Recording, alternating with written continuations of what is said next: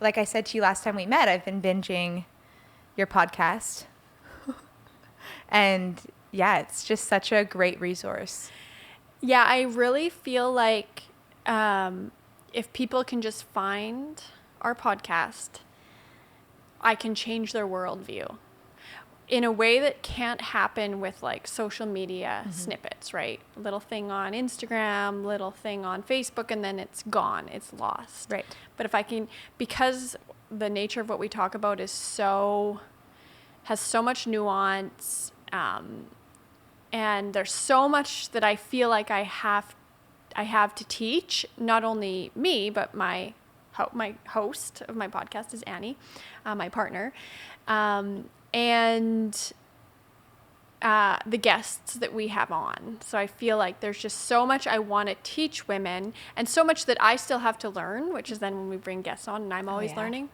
And I want to take people on that journey with me.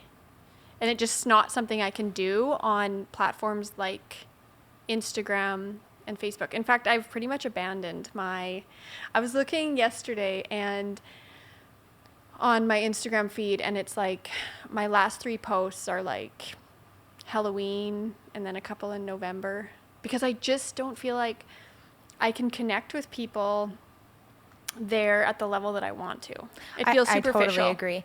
You know, I was having this thought last night because one of the people that I follow called Indie Birth made a statement that they're going off of Instagram. Oh, wow. So that's a big statement. They have a huge breadth of followers. And then I started to think, like, when's the last time I posted on my main feed? And I actually did this morning. I posted a piece of a blog post, but you're right. Like, this long format conversation is way more accessible to people in the sense that they get to learn so much more, like with your podcast. You definitely get that quick engagement with people on Instagram that might lead them down, you know, to your podcast or to your program. But I agree. But sometimes they get the wrong impression. So I noticed this morning, I don't run the business Instagram. So our business Instagram, Balance 365, is not run by me. And so they have a regular scheduled, you know, they're churning content out and repurposing content and engaging with people in the comments. That to me is the exhausting part. But I noticed this morning there was a comment on the Balance 365 page that it was very long, but she just started listening to our podcast, but she's known about it for years. But based on snippets of things she's seen from us, she thought we were something we weren't, that she wasn't interested in. And now she's getting it. And so I also see how social media can repel people in that you can't give the full story of what you're about, right? So Totally. A lot of what we do is about like down with the diet industry and down with all this pressure on women to lose weight. And so I think the message that people get if they're just seeing those little snippets from us is that we are not going to be supportive if that happens to be a goal of theirs or something they're working towards, right? I absolutely see how people can see that, because it is such a nuanced conversation to say down with the diet industry, down with all this social pressure of having to be really small, but hey, it's okay if that's still your goal. Right. And it's okay if you want to be physically active and eat healthy. Yeah. But for you, and you can correct me, or for you ladies that run this company, you and Annie? Yeah. It's actually about body autonomy. Right. And choices that come from you, an empowered choice for you, not because you feel the need to do it due to diet culture and the fitness industry and so on. Right. So it's about looking internally instead of externally. Right. And I think that a lot of women would be very shocked, and a lot of them are, that join our program, and the very first chapter of our program is called Diet Deprogramming. And my goal for that chapter is once they've finished reading it, they take a deep breath and take a break, actually. I would love if women would just take a break from thinking about weight at all and really process and think about the things we go through in that chapter. unpack it, and decide, once they've kind of sorted through that mess, hey, what do I want for me? Like, once you kind of figure out what's out there and what's in here, what do you want? And that's because that's the process I went through.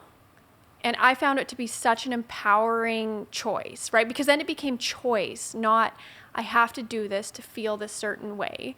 It became a choice that I want this for me, right? And not for anyone else. And I'm not looking for people's validation. I don't have to go to Christmas dinner and announce to everybody, the changes I've made so I can get the pat on the head like a puppy, which is what I used to do.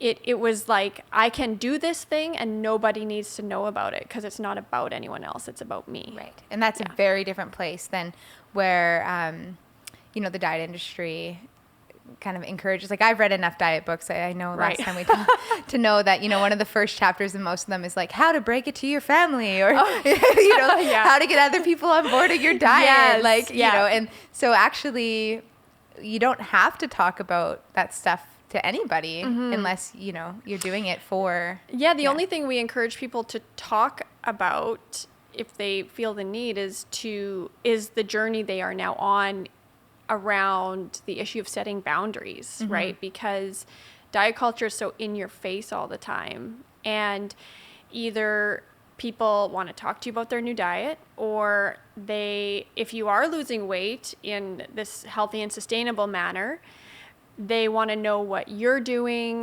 They want to comment on your body. They want to talk about your body, because our society is obsessed with weight loss and our society is obsessed with women's bodies.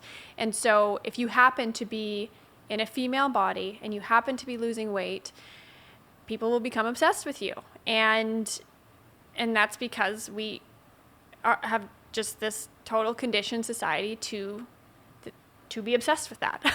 Well, it's everywhere. And it's interesting for me because having just had Joni, she's almost a year.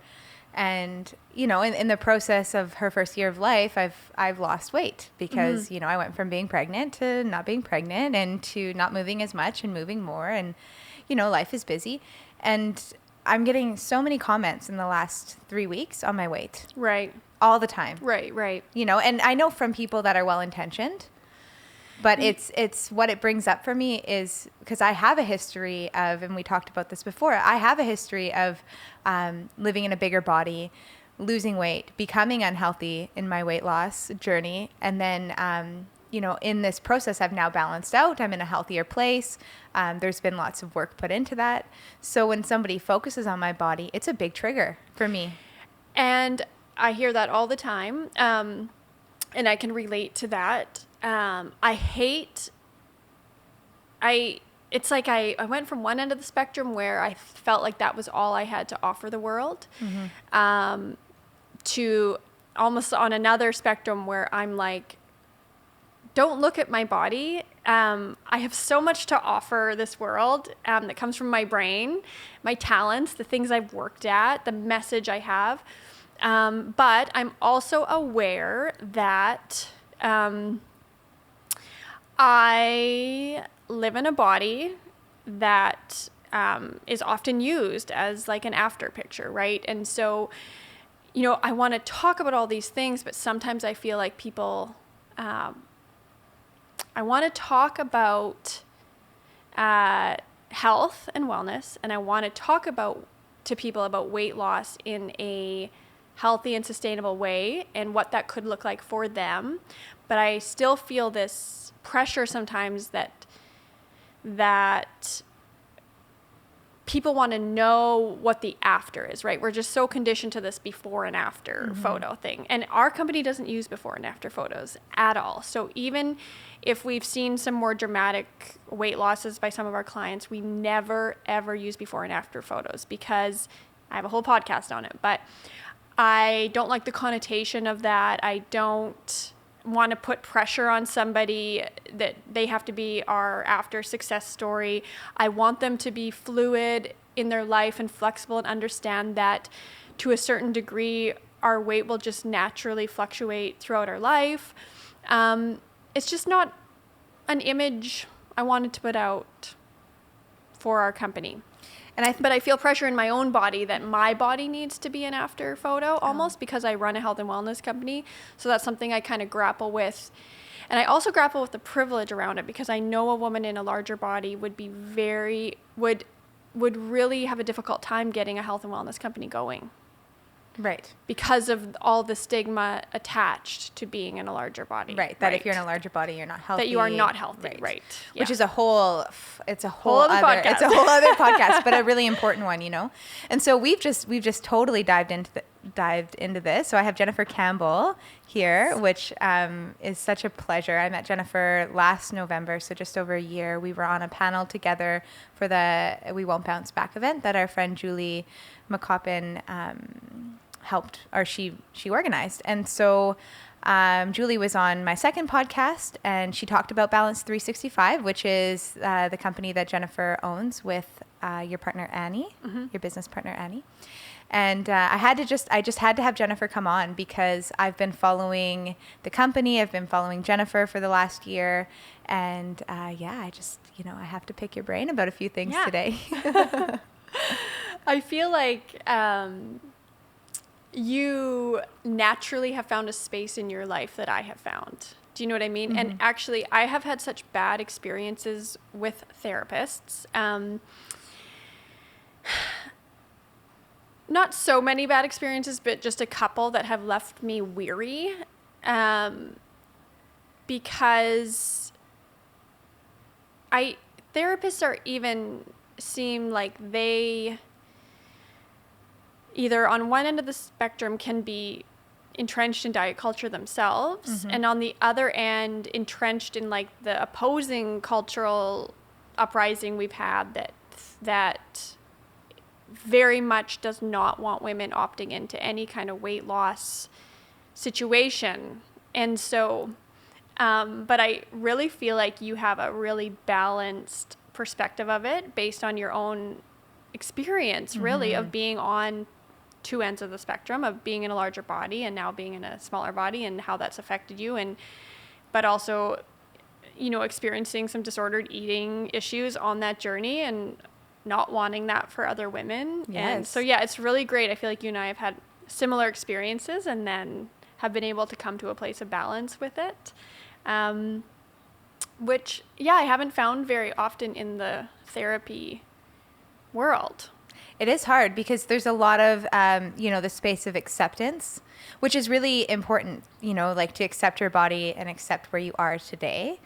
But sometimes that can lead to not looking at what people need to be healthy overall. And so a big part of therapy, or for not even therapy, but a big part of mental wellness for people, including myself, and I encourage for the folks that come and sit across from me in counseling, is moving your body and nourishing your body in a way that is healthy, because that has huge impacts on your mental health. And I see it all the time. When someone comes in with anxiety, one of the first things I say, or depression, the first thing I said is, when's the last time you moved your body? Right. And this isn't about weight loss. This is about just moving your body. You need to move your body. You need to be in your body. You need to move your body because it helps balance out a lot of different chemicals neurologically. And so, that's the first step. And, if someone wants to lose weight, we definitely break that down and ask the questions. But I'm not opposed. The questions are everything, right? Yes. Like the questions, like questioning intention behind weight loss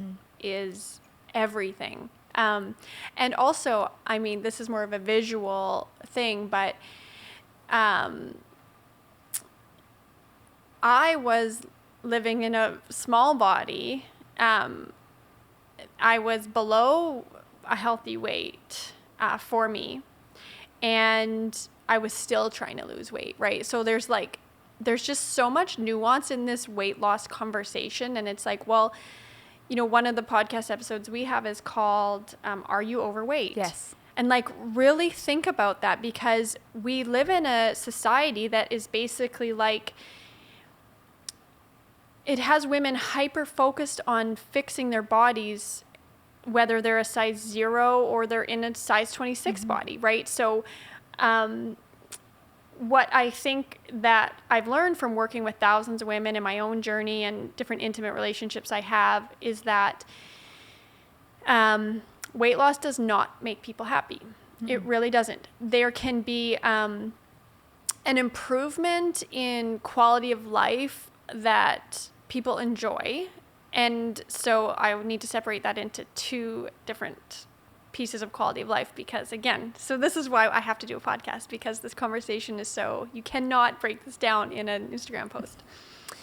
There is the quality of life that, an improvement in the quality of life that some people find, and I found in the physical reduction of body fat percentage. So when I have been at heavier weights, I have like exacerbated hip pain from an old injury. I felt, just kind of uncomfortable when I was going to tie my shoes. And so for me, when I lost weight, I felt the quality of my life felt like it improved. And that's a story I hear from many different people. But there's this other side of quality of life where people feel like the quality of their life is better, and maybe it is, but it's so false. It's that they feel more likable when they're smaller. More affirmed, more validated. Yes, more affirmed, yes. And they get more compliments. They feel more accepted, loved, and that is the piece that really is heartbreaking. And I mean, I felt that even, as a young woman who I wasn't really outside the size acceptance radar, right? So people would have looked at me and thought, she's a thin woman. But even as I was a thin woman becoming thinner, I was getting applauded and validated and friends asking me what my secret was. And so it's just, what I was talking about at the beginning here was this whole obsession with weight loss and this overwhelming view of it that it's always positive, right, and healthy, right? Even though you could be in a larger body losing weight, you could totally have rampant disordered eating patterns, and your mental health could be on a decline, and people would still be applauding you, and that could be happening for a woman in a larger body, medium body, smaller body. It's the methods, right? It's not what is happening. It's the methods they're using. But even as maybe your physical health is improving because you're exercising, and maybe you're eating better, and these different habits are leading to your different health markers are improving, but your emotional and mental health is completely tanking. And I'm like, how much further ahead are we then? Right. And then, I think about, so right away that brings up for me when I work with people, and I learned this from an Aboriginal counseling course that I took with an Indigenous counselor. And it's the medicine wheel, and taking the medicine wheel and dividing it up into 4 quarters where you have your physical health, your emotional health, your intellectual health, and your spiritual health. And so when we look at weight loss, like maybe that's just physical health, but then what's happening to your emotional, your spiritual, and your mental health. And so we have to always look holistically at what's happening for an individual, especially in a therapeutic context. It's like, absolutely. And I've been there where I've, had a good physical health, like I'm thin, exercising obsessively, getting all sorts of affirmations, from people. I lost like 80 pounds. But my quality of life was completely crap because I felt socially anxious to go out into a social setting because I didn't want to deal with the food that would be there and what type of food would I eat, or what would I have to say no to? Or would you lose control? Would I lose control and binge? And then, and it goes on and on and on. And so when we talk about weight loss, it is, like you said, it's so nuanced, and it requires us to ask the questions and figure out what is happening. And the other thing we talked about when we had coffee was sometimes our goals of weight loss and our aim for validation and affirmation is just the layer that is showing up in our life when there's actually some really deep healing that needs to happen. Yeah. And it's not just, behavioral change with food. And I think that that's a really important thing that we don't talk about a lot when we talk about weight loss or diets. I see that dieting for a lot of women is just a distraction from some of the deeper work they need to do. And I see a lot of trauma in the women we work with. And I think so many women have trauma, like sexual trauma that they've dealt with. And I see childhood trauma in that there's a lot of people growing up whose parents withheld food from them when they were young, whether there was abuse going on or there was good intentions there, right? Like they thought they were helping to raise a healthy kid, but you know, it ends up pretty much with the same consequences. Like you deprive a kid of food, they develop food preoccupations, and they're on the binge or strict scale the rest of their life. But that can be very traumatic to unpack, you know, as a maybe 30-something-year-old woman, 60-something-year-old woman. You know, there's women of all different ages in Balance 365, but they are kind of unpacking their dieting history, and most women we work with, their first introduction to dieting was through their mothers or their grandmothers.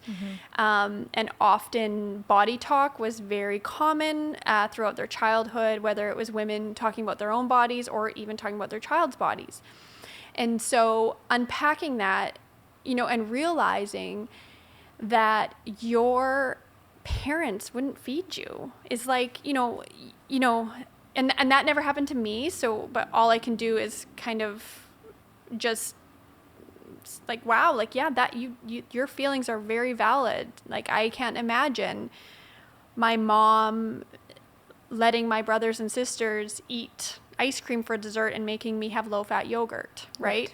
Like, that is so, you know, and that's like the deep work that ends up really needing to be addressed. And it's not like people can't move forward with incorporating different healthy behaviors. Of course not, yeah. But there ends up being, what I find is, unless they are willing to sort of visit that, there's then a lot of sabotage behaviors that go on, right? And so, you know, and we get really clear on like page 1 of our program, like, this is a coach's scope of practice. This is a therapist's scope of practice. And we really hope you consider a therapist part of your healthcare team. Just as you might, you know, your coach, your Balance 365, eating well, a doctor. We hope that a therapist is part of that, because there's so many wounds there that a lot of people need to look at.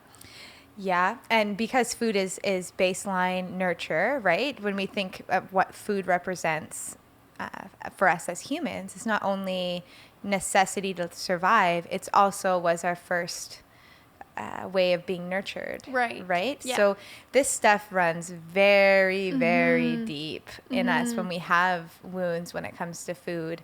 And a lot of our parents that did behave in these ways, like restricting food or putting kids on diets, like a lot of them were encouraged to do so by doctors who looked at kids that were unhealthy or chubby, and like, you know, that was my experience. Right. And that was a very difficult thing. And I've since spoken to my mom about it, of course, like, hey, how come I was restricted and not allowed seconds at daycare, or, you know, and for her, she's like, I just was trying to do the best that I could, of course. And, you know, the doctor said that was the way to do it. And so, you know, we tried that, and like, obviously it didn't work. And yeah, I mean, and what we know now is, you know, because again, research keeps evolving and human beings keep trying different things, and then we see, oh, that doesn't work, and some of us are victim of that, trying that new thing, right? Yeah, so, as our kids will also be victim of all the things we're trying. I try to remind all of our Balance 365ers that okay, I have figured out this piece of life, but that doesn't mean in 30 years my kids won't be like on a podcast talking about all the things I did wrong. Of course. Yes. And so, you know, this grace and compassion piece and self-compassion, which we preach a lot, It's like, if you can extend that to your parents, obviously if there was intentional abuse going on, you know, that's just a different story. But a lot of times I'm like, you know, your parents were doing the best they could with what they have. And really the anger needs to be directed at the whole system that was in place. And it's a very oppressive system, particularly towards girls. Yes. And we can do our own work and not pass that forward to our children, which my company's mission is to end the generational cycle of dieting. You can end the generational cycle of dieting by helping women feel at home in their bodies and to feel total autonomy over their bodies. And what can happen if you're not willing to sort of unpack this history, and I see this all the time, is, well, there's this saying about pain is passed down through families until someone is willing to feel it. Oh.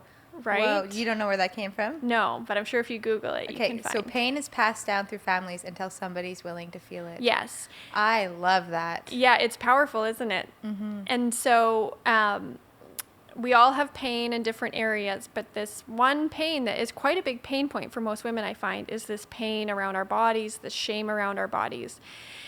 And so this is a big ask, but I am just asking women to just pause and feel that so their daughters don't have to. And what's happening is, you know, you feel like a failure for your own body, so then you don't want to fail your daughter. And so then, which may have been your mother's story, right? Like, I felt this pain my whole life about my body. I was never enough. I was too big. You know, I got teased at recess. My dad would call me names. You know, like, there's just all this, and you don't want that for your child. And so if you don't stop to process that and think about how wrong it is, then unconsciously I feel like what most people do is they just try to make sure their children become the thing that they need it to be, so in order to not their feel body that weight. Right. In order to not feel that pain. And it comes from a beautiful intention of not wanting your child to feel that pain and have that trauma, right? But really, it's more. I feel like it's more. You can tell me if I'm wrong here, but I feel like one of the most traumatizing things that can happen to a child is to feel like their parents don't accept them. Oh yeah. Versus their peers at school. Like, I don't know on the scale of what would be more traumatizing, but definitely parents. Right. Like, when you're not accepted with your main source of attachment. Yes. That's yeah. So I know my sister, she talks about, my sister and I have very different body types, and we also have a podcast on that where Annie interviews us growing up in different body sizes and how we were treated. My sister is shorter than me, she's bigger than me, and now her daughters have the same body type as her, and she can also see that she has the same body type as a lot of the women on my mom's side of the family. And she said when she had her daughters, she felt that. She felt like, I don't want them to have the same experience as me. And she could feel that pull to want to raise thin children. But she's just realized over time, and maybe, you know, working with us, my sister works with us too, and evolving and learning and growing and having her whole worldview shifted, that her job is to actually make sure her daughters feel safe and at home in their bodies, the bodies that they have. But that starts from us doing our work as mothers on our own body, because naturally we project and and I don't know, you know, she did the work, as painful as it was. It's very painful. And yeah, I'm really proud of her, and her daughters are very self-confident girls. And she said her oldest daughter has surpassed the age now that she went on her first diet. Mm-hmm. So my sister's remembers first, I don't know if a diet would be the right word, but basically starving herself at 10 years old. Now her daughter is in her early teens, and she said she feels she's winning because her daughter doesn't think about her body. So it's not that her daughter is, her daughter doesn't say negative things, but she also isn't talking overly positive about her body. She's very neutral in her body, right. And they don't talk about anything to do with the way her body looks. Which I think is most important. I do too. So for anyone listening, there's this body positivity movement. Yeah. And there's also this whole body neutrality movement, right? And you and I talked about this when we had coffee, but I really have found the most power in feeling neutral towards my body. Yeah. Seeing my body as a vessel. Mm-hmm. Understanding that vessel is going to take some hits over the years, right? If I'm living a full life, for example, being covered in stretch marks is part of the experience of living in this body. And I don't have to feel one way or the other about my stretch marks. I remember when I was, having babies and dealing with this stretch mark issue and feeling so much shame around it, there was this, there would be these memes that would go around online about your tiger stripes, or you earn them. And I never connected with that message. Like I never was like, I've earned my stripes. Like it just didn't pull me in. And I understand it's very empowering for some women, but it didn't feel empowering to me. What the most empowering I've ever felt is when I actually just didn't need to feel any way about the way my body looked. Yes. And this is, I think, a really important thing, Jennifer, because it's when we aren't body-centric, when we don't focus on our body, we create so much more space for other things that are valuable in life, right. Whether that's things we're offering or things that we're taking in. But when we focus so much on trying to shift our thoughts around loving our body, mm-hmm. or affirming ourselves, like, whether it's affirming your stretch marks or affirming your size, right. I don't think actually a lot of people connect with affirmations and things like that. And it's, some people do, don't get me wrong, right. but some people try and then they're like, this affirmation crap isn't working for me. And it's like, yeah, you know what? It doesn't. So why don't we just try not to think about the body, right. and create value in yourself elsewhere. Totally. And I feel so resilient now. This body neutrality piece has made me personally, I don't want to speak for every other woman, but it's made me feel very neutral towards a lot of the diet culture and beauty industry messaging. It's made me realize I can opt in or opt out of any kind of beauty standard. And just, I'm still me, whether I choose to wear eyeliner one day or not, whether I choose, if I choose to have a fat loss goal or not, it's not about the way it makes me look. It's about the way I express myself, how I feel in my body, what is really right for me, mm-hmm. right? And knowing that also changes in right. different seasons. And that is the most freedom that I've ever felt. And I do think there's loving your body in that, because we're so conditioned to be body-centric and appearance-centric. Loving your body to a lot of women can feel like loving the way it looks when mm-hmm. you look in the mirror. Right. But if I'm talking about loving your body, what I think I'm really trying to say, I should also make a note to change my words around this, is to feel grateful for right. your body and just having gratitude because and just for all that it's given you. But another thing that I have heard, because we have women in our community also that have different disabilities, and they say loving your body is a lot of pressure for them because their bodies aren't actually doing what they would like them to be doing. Mm-hmm. And so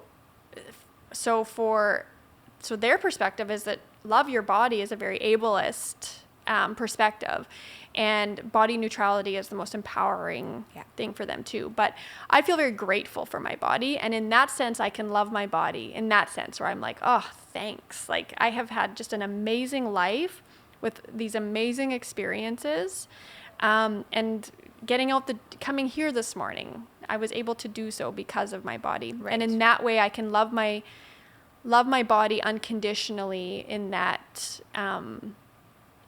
we're in this together. We got this one life together, and you are so, your body is your connection to this earth, right? Yeah. And I think that that's a really good way of putting it. And I would also suggest that, not that it's a linear process, but that's, where we can aim to get to, is this place of gratitude for what we have been gifted in our bodies. And, that is a really difficult thing with folks with disabilities or chronic pain. So the neutrality piece is, I would say, definitely the first place to go. Right. So this is so cool, Jennifer. You're so passionate about this. And I'm curious, though, how did you, so you've alluded to it a little bit.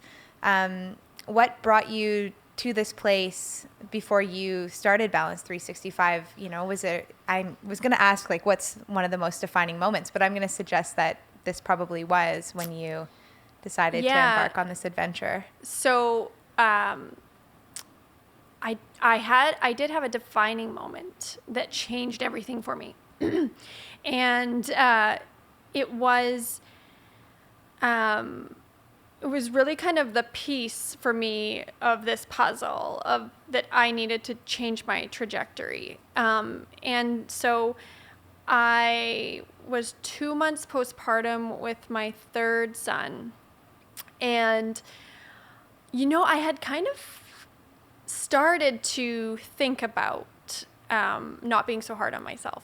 And I started to think about maybe I don't have to diet, and maybe it's not all about being thin, but the concepts were just all so new to me that you're kind of just dabbling, and they're also scary. Those are scary beliefs when you have believed the opposite your whole life.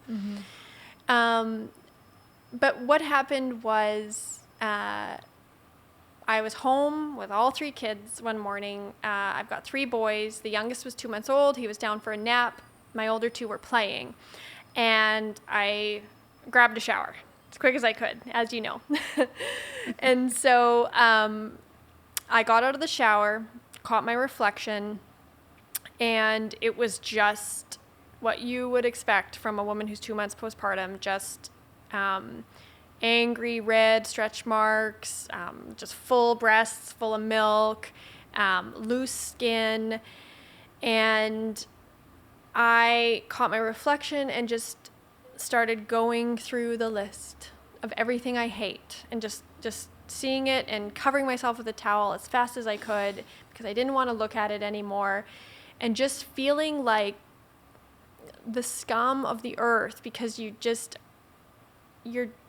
feel done and used up, and just how could anyone love you? I was so ashamed, and it wasn't just in that moment.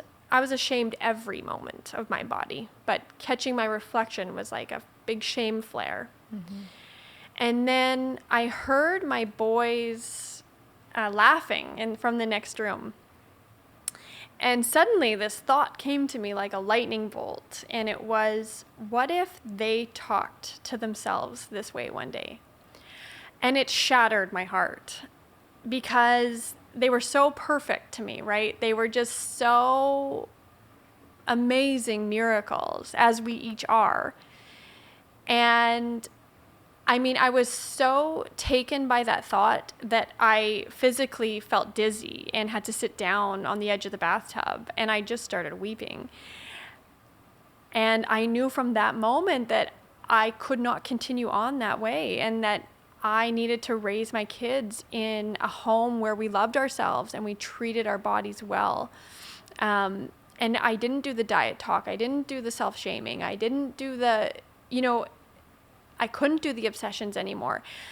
And I also realized that I'm raising 3 boys, and they are going to come to know women through me.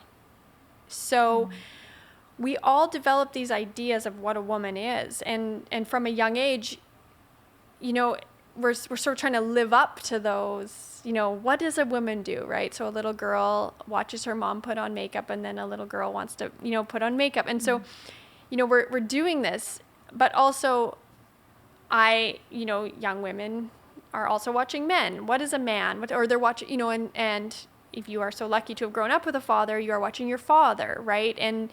And boys are also watching their mothers. And I did not want to normalize this for them. So part of the issue of this gross diet and beauty culture we live in is it's all normalized, right? So you go for lunch with a friend and she's talking about her weight and her diet, and you go to your mom's that afternoon and she's talking about the donuts and they're so bad and she can't stay out of them, and it just, and her thighs, and it's everywhere. It's all consuming. And I want my boys to think it's odd. It's very odd when women are talking like that, right? Not expected. Right. But and odd. I don't want them to judge it, but I want them to think it's odd. And so we live in a very body neutral home. I counteract as many messages as I can that they share with me, because I'm sure there's things they don't share with me. But as your kids get older, you just, it's everywhere, right? It comes home from school. It comes maybe from grandma's house. Like, I'm not saying that that's specifically, but it'll come. And it comes from TV. It comes from Peppa Pig. Like, there's so many places they learn how awful bodies can be, and how we need to control, and how we need and how difficult and how difficult it is to control, right. And so as often as I see it, I'm counteracting it to the point where my oldest son is like, eye roll, Mom.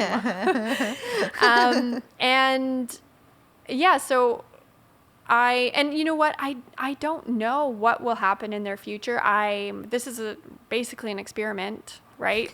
Aren't they all an experiment? Like, parenting is an experiment. Is just an experiment. But I can tell you that Dr. Hillary McBride, who we've had on our podcast, she wrote Mother's Daughters and Body Image. And all her work has been on studying body image. But instead of studying negative body image, which she felt we had enough literature on, she was studying positive body image. And she was trying to differentiate between the young women who had positive body image and negative body image, and what the women with positive body image, what were their mothers doing, right? So that was her work.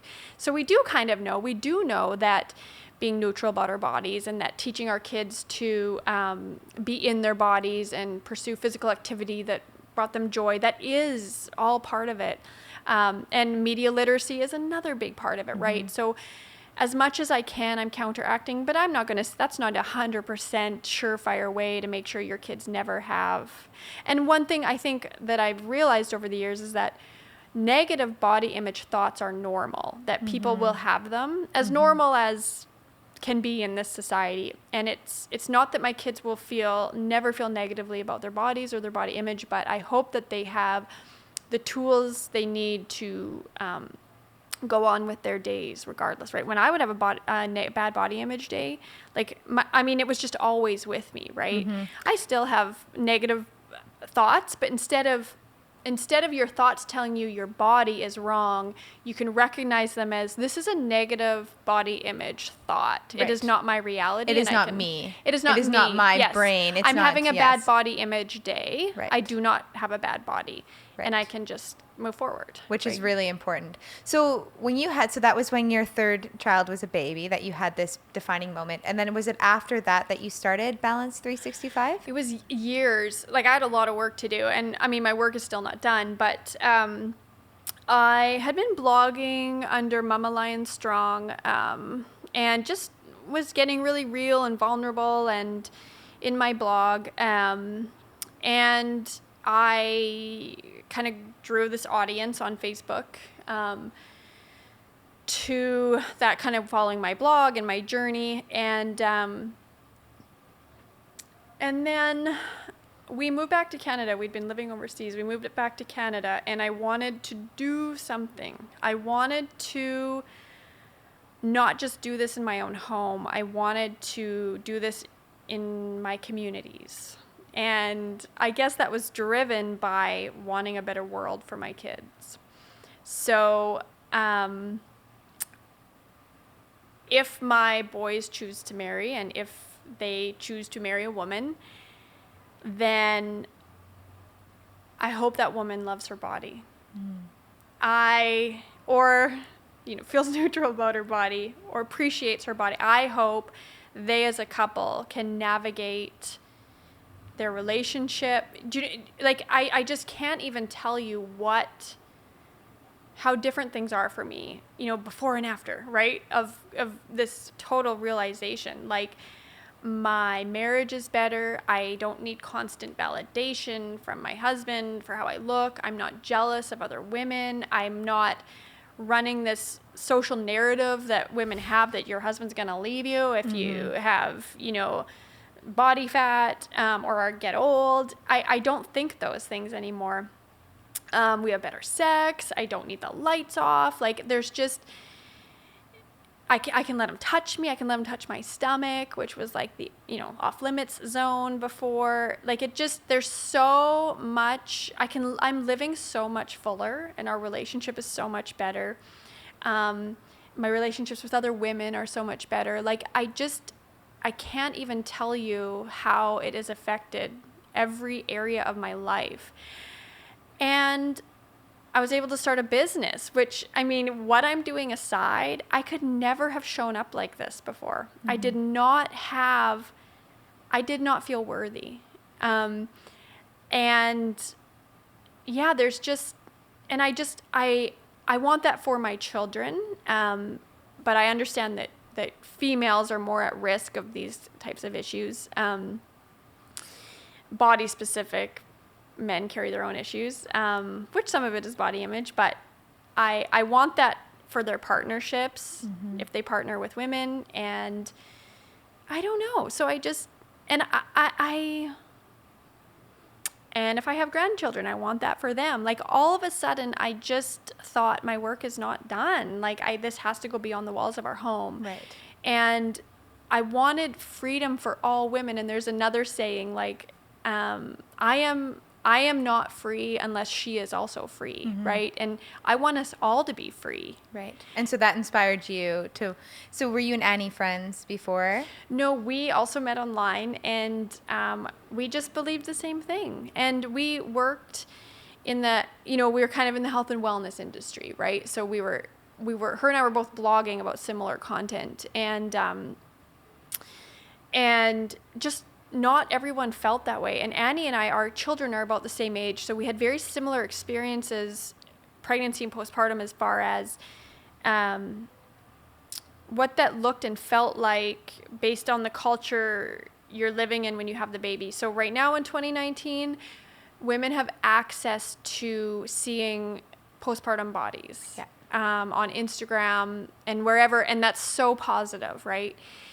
My oldest is 10 years old, so let's go back to 2009, and there was nothing, right? There was Heidi Klum on the runway at 10 weeks postpartum, and that would go viral around the world because she was getting so much praise, and she was such an amazing woman for doing that, right? And that was the narrative. So Annie and I both, we had that similar experience, and we just wanted more for women. We both wanted more for women, so it all evolved. We have 11 team members now, amazing coaches, and we're a really solid team, and we've been doing this for 5 years, and we've just found this amazing team because it's this message that's quite powerful, right? Very important. And there's so many women that are getting behind it now. Yeah. And sometimes I think you just need someone leading the charge, right? Like, it's like being the first to jump off a cliff, but then everybody, you know what I mean? There's something down there. I will be the safety net. Yeah. You know what I mean? And so, and as you work with different women and it affects their life in the profound way it's affected mine, then they want to tell people, and they want other people to be free. And it's just been this kind of compounding movement, really. It's so cool. Well, maybe cool is not the word. It's inspiring, and it is freeing when we can let go. We see other women letting go of this pressure around what we're supposed to look like, what our weight is supposed to be, just controlling our bodies. It's this ongoing bodily control based on societal expectational whether that's, it's not just weight that we deal with. It's also aesthetics, like your teeth or your, right, totally. It just goes on and on. So yeah, it's true. When we see women in our lives that are full of life and health and have an abundant life, and they're not picking themselves apart and being self-critical. It's like, as a fellow woman, you see like there's another option here. There are, and the options is what we need, right? So I have she's a friend, I would call her, but she's also one of our coaches, Justine. She does not shave her body hair. She is just done with that, and she puts it out there, and go girl. I also don't shave my body hair. Right. And so it's like amazing. Yeah. However, that's not for me. Of course. But I can totally celebrate another woman. And she, you guys are showing that there's another option. Like you can opt in or opt out, right? Like, so I see this whole grapple that women do, they kind of discover the truth. They're woke, right? They evolve. And they want to reject all the beauty culture, all the weight loss, and if you think of human behavior on a pendulum swing, of being so restrictive, and then the pendulum swings. And you're like, armpit hair. Yes. And that's powerful. And I totally went through a phase like that. But then there did come a time where my pendulum needed to swing back to center. And then I realized, actually, we need options. Yes. And here are mine.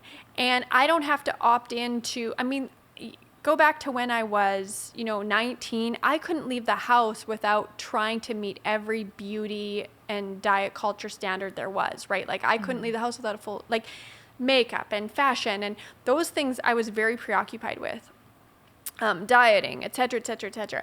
Where today I feel like whether I do or don't opt in, it doesn't change who I am. And if I needed to run out, if my kids forgot their lunch and I needed to run down to the school in my pajamas, it just wouldn't faze me. Like, I don't care how people, if they see me with makeup or without makeup, like I'm not hiding anything. At this point, anything I am opting into is just my personal comfort and expression and expression of who I am. So body hair isn't my thing. Like I find body hair uncomfortable, but you do you, because that's all I want for other women. Right. And it's this thing too about, like you just said about how when we swing one way, we can reject all beauty standards, or I like to say that we're in a society where we really like boxes. Like we like to be in a box, or it's black and white thinking where it's, I'm going to reject all beauty standards. And I also went through a phase, and like probably the armpit hair thing came from that phase of when I was 19. Like, this is kind of nice. I'm like, this is kind of easy. But anyways, it's a big deal for my family also. That you don't? Yeah. Well, I should say for my brother. I'm Here outing she you, comes Grayson. with her armpit hair again. Oh yeah, it's a big deal. And so maybe part of it is that I'm resisting that pushback too. It's a little bit of defiance. But where when I was 19, I was like, actually no, older, probably early 20s, where I was like, I've like screw all these standards. So no more makeup, no more feminine clothes, no more managing my body hair. And so I did that for quite a few years. But then here's the thing, is I started to feel like crap because I was like drab, man. Like I was like not wearing, there was no expression. It was like, I felt like freedom would mean not drawing any attention to my body. Right. So I did everything that I could to not be attractive in a feminine way. Yeah. Oh, right. Gosh, I feel that. Yeah. And so many especially women while I can was relate doing with that. academics, because I was doing a lot of research and I was presenting my research at different like conferences and things. And I just wanted to be heard for who I was, not for the way I looked. So I just like started playing everything down. And I remember having a conversation with my sister about this, and I was talking about what I was going to wear at a conference. And she was like, oh, well, you should wear like a power suit, or like, like wear whatever makes you feel good. And I was like, no, I don't. I want to wear like whatever's going to make people listen to me. And she's like, no, you should wear what's going to make you feel good. And I got into this big feminist conversation with her about it, about how like, no, I don't want to look feminine at all, because that's like, and then a few years later, I started to really process this, and I'm like, I'm just controlling myself more based on beauty standards. So you're like, no, I'm in this box That's now, right. so this is the way I need to be. I'm just ascribing to this thing now instead of the other thing.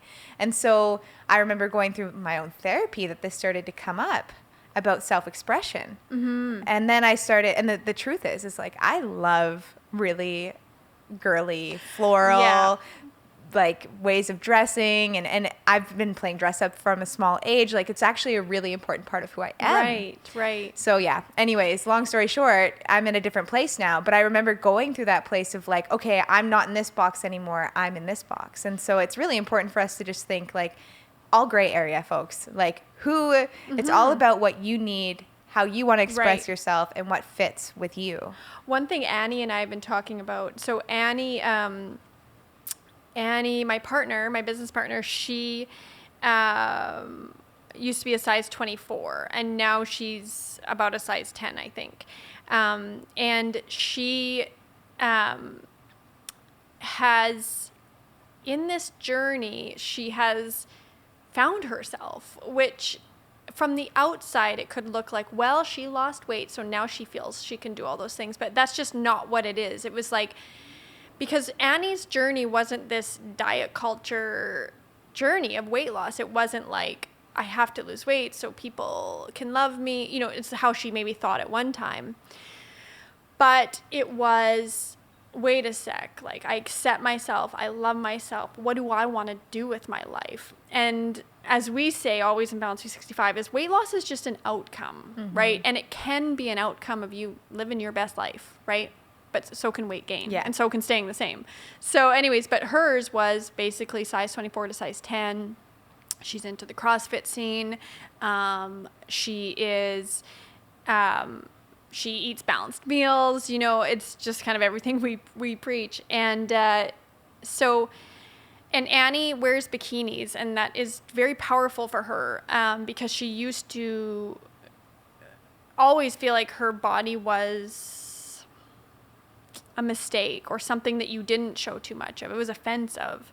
And I see women in larger bodies wearing bikinis, and I'm like, go get it. Like, there's just been such an oppressive side, like swimsuit culture, right? Beach culture, where it's like, if you were in a larger body, if you were in a larger body, you wore as much clothing as possible on the beach because you don't want to offend anyone.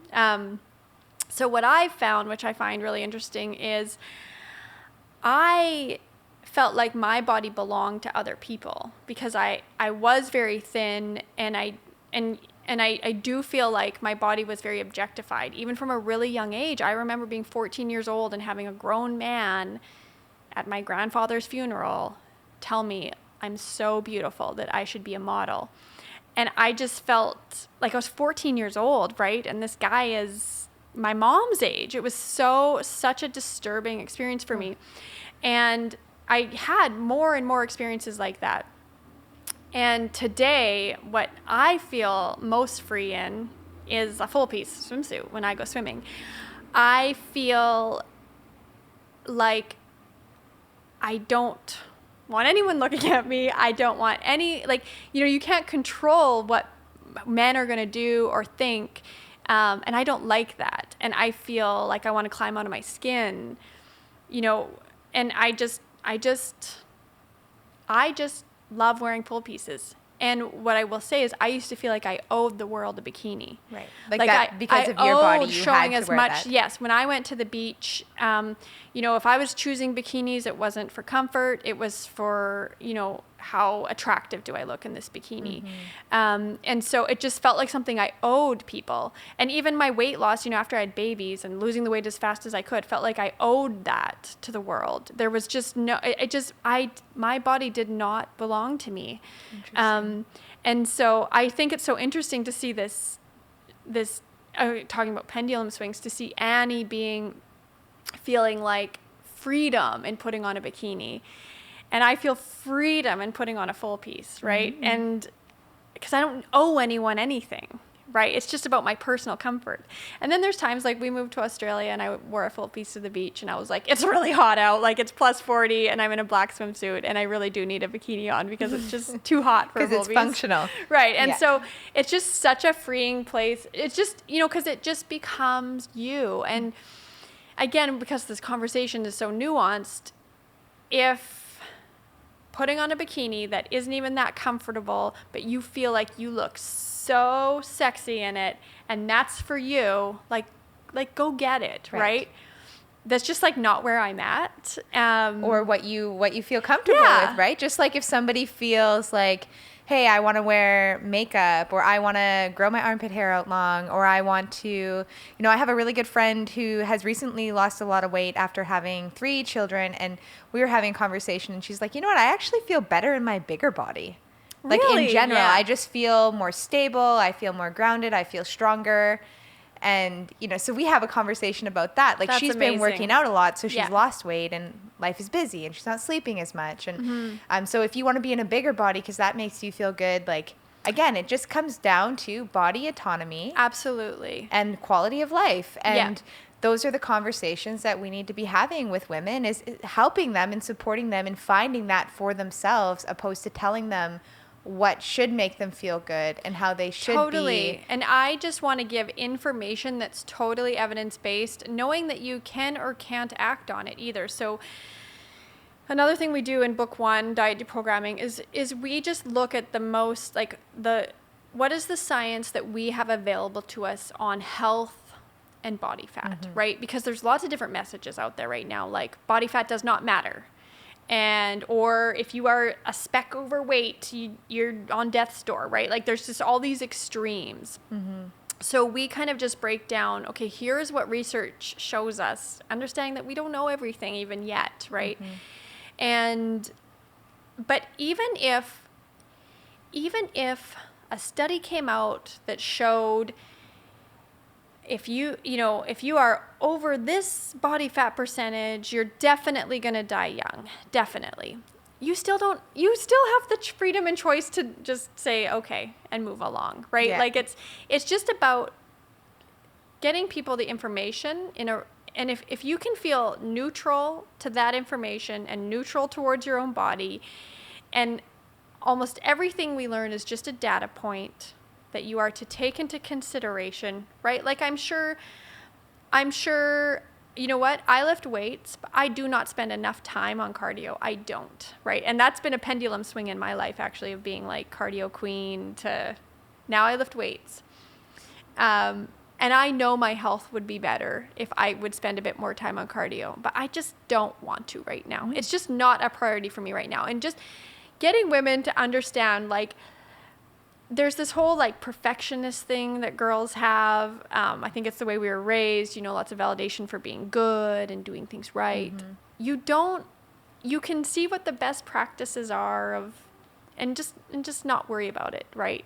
Like, we can be good enough. Well, I think one of the biggest things that, how do I say this? I think one of the most important things is learning how to listen to ourselves. Right. Right? Is learning how to, and that sounds so esoteric or difficult to reach, but it is a difficult thing to go inside and figure out what it is you need. Figure out what it is you want. Right. Figure out what your body needs. Figure out what your heart needs. Like, this is a very, very hard thing because we have all of these expectations from our relationships we're in. We have societal expectations, cultural expectations.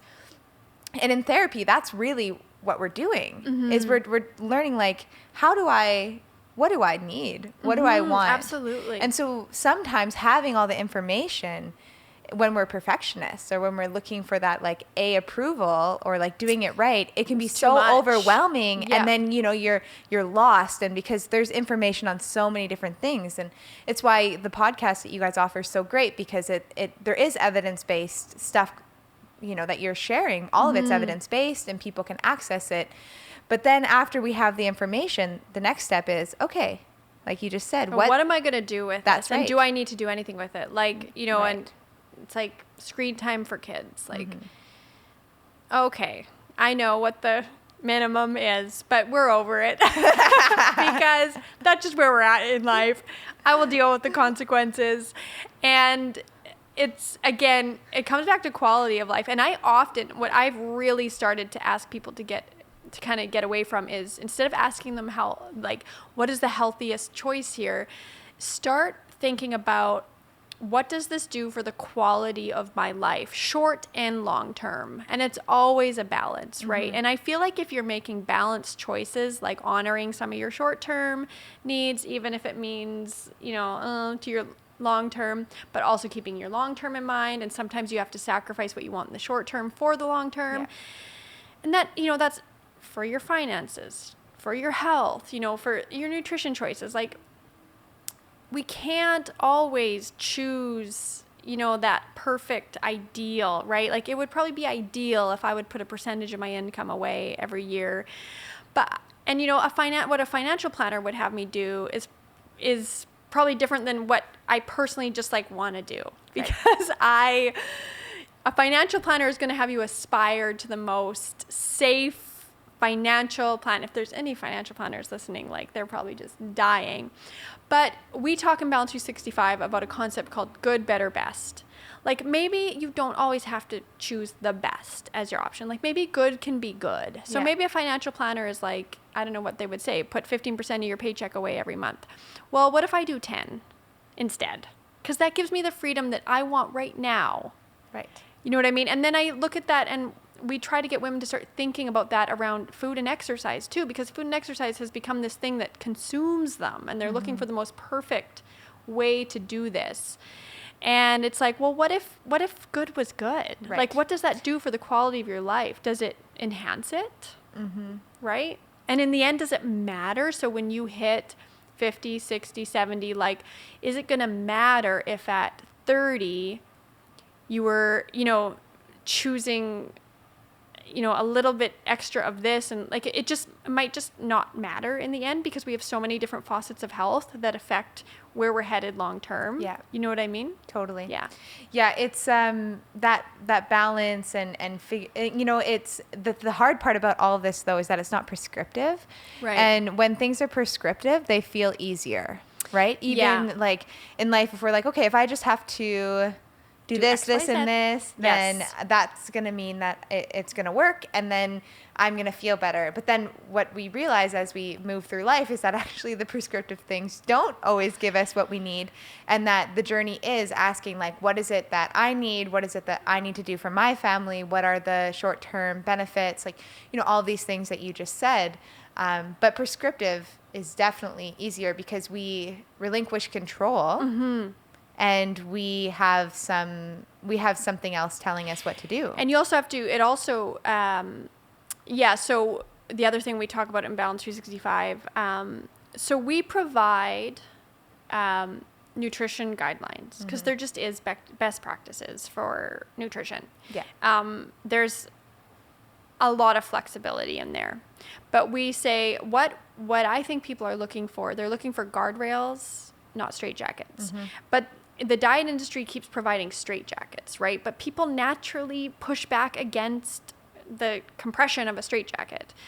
So guardrails are fine, but it's when you know yourself, you know when that's going to work for you and when it's not, yes. right? And the other thing we say in Balance 365 is every chapter of this program is just a tool in a toolbox that you can choose to use or not use, right?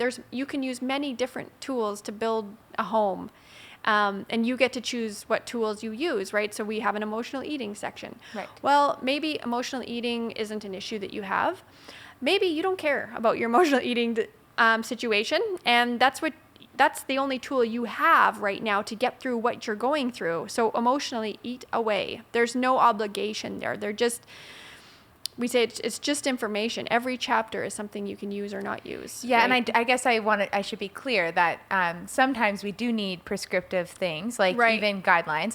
Even in therapy, we talk about, okay, so these are the things that you can do for self-care, and it is prescriptive. Sometimes I'm quite directive in what I suggest or offer people to in therapy and trying to cope with mental health. But the long-term goal is empowered choice and autonomy, right, and totally. and self-understanding. Right. But when we've been looking outside of ourselves for so long, or we don't understand ourselves or know what we need, sometimes we need someone with an education and support to bring us into a place that's healthier, right. so that we can understand ourselves. So again, it's not black or white. It's not no prescriptive thing versus because sometimes that self-knowledge, we can't access it, and it takes a long time to get there. Mm-hmm. Okay, so can I ask you another question? Yeah, for sure. Okay, and maybe you've already talked about this, but do you have something that you're a challenge that you're going through right now that you want to talk about, or you can pick something in the past that you've could see as something that you've had to overcome or work through, and how you did it. Related to anything? Yeah, anything. Okay. So I grapple a lot around my business, my purpose, what we're teaching, doing the best I can, but having boundaries, what we charge, making money personally. There's a lot. So I grapple with a lot to do with my business. And number one is I grapple with how other people see me. And that's a big issue for me. I have always valued what other people thought of me more than what I thought of me. So I know what I'm doing in my business. I know what I'm trying to accomplish.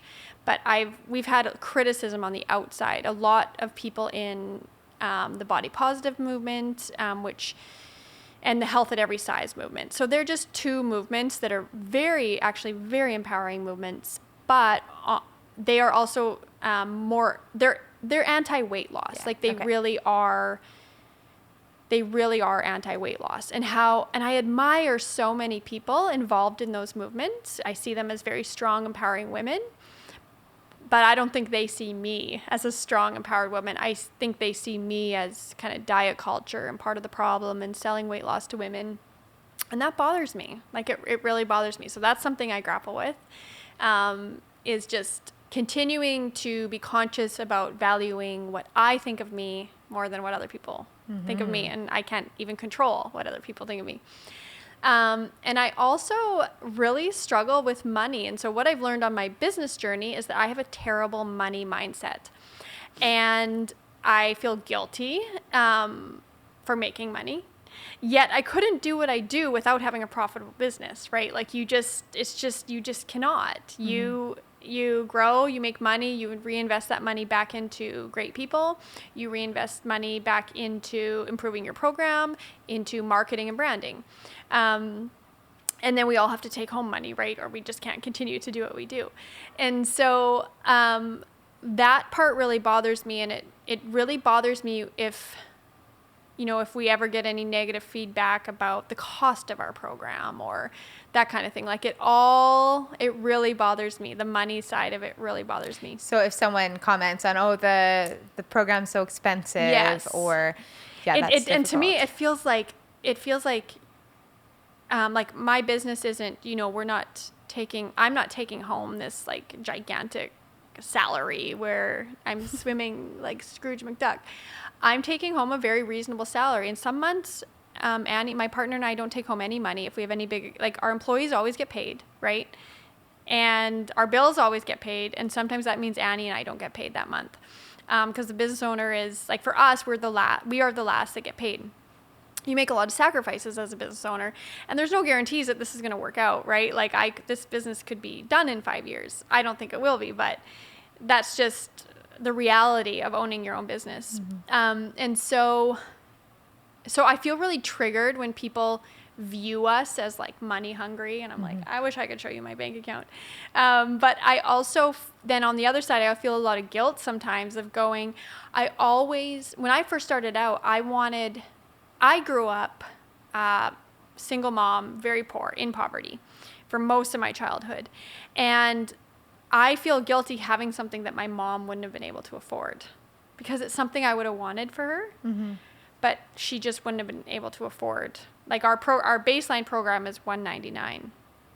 And and so that's always bothered me. But what I've learned is that you can't build a sustainable business and you can't pay your employees a living wage unless your finances make sense, right? Like at the end of the day, our finances have to make sense. And $199 is what makes sense. And it's also like there's such good value there, I find, for the content you get and the coaching you get and that kind of thing. Of course. Well, but it's hard, if you don't mind me interrupting, but when you're working in the field of supporting people with things that are health related or emotional. I mean, I experience a similar thing as a counselor or therapist, charging a certain amount of money an hour. You know, I wish that I could just do this work For free. Yeah. Because it's valuable and it's Right. important. And, you know, just like women need to feel empowered and autonomous over their bodies, like we all need to have the ability to grow and change and get support doing that. But at the end of the day, because of the system that we live in, we have to get paid. Yeah. And you know what? And we deserve to get paid. Right. And that's been just sort of this mindset shift for me of going like, well, what are you going to do? Build this company and then like not take a salary ever? Like you're not really building a company if it relies on you doing all your work for free, right? And then you won't be able to run that company for long. Right, exactly. And so, you know, in my industry, what I'm up against, you know, like Beachbody and Weight Watchers and like these multi-million, billion-dollar companies who have endless power because of how much money they make, right? Like Weight Watchers got Oprah on board and, you know, and Beachbody, you know, just the nature of their business structure being a multi-level marketing structure, a lot of the people that end up representing their company basically work for free, right? I think studies show that 99% of multi-level marketing representatives don't make any money at all.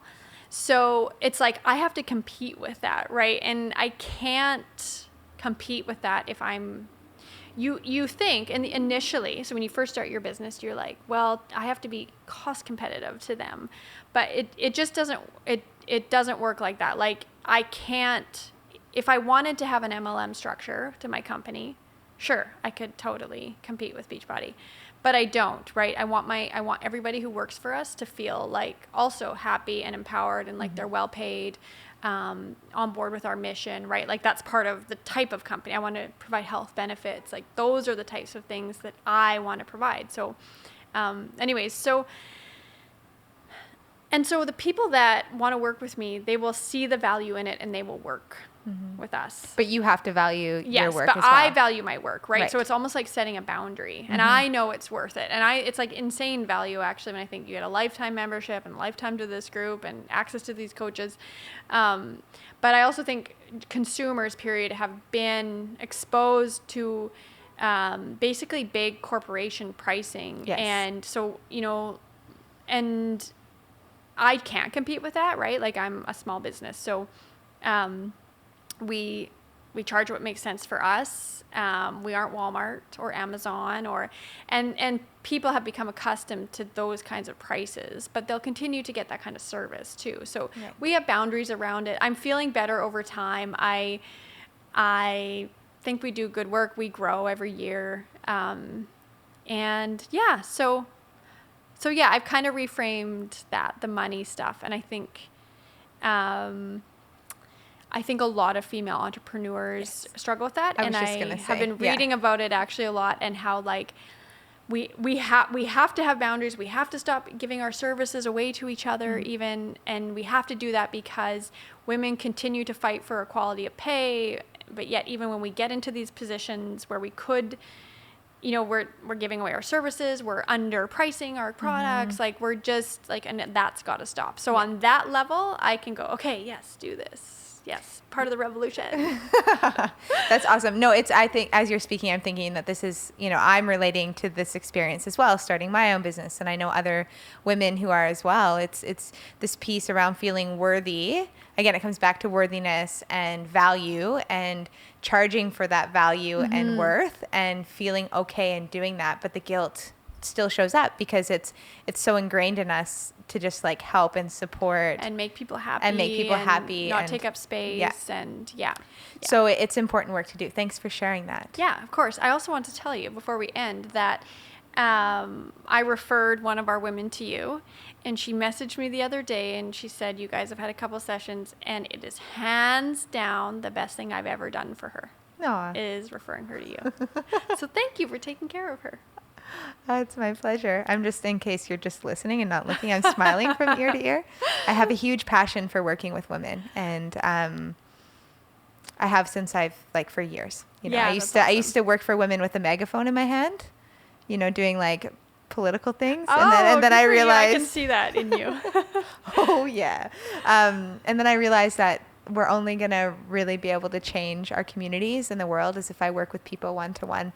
And that's how I ended up in counseling.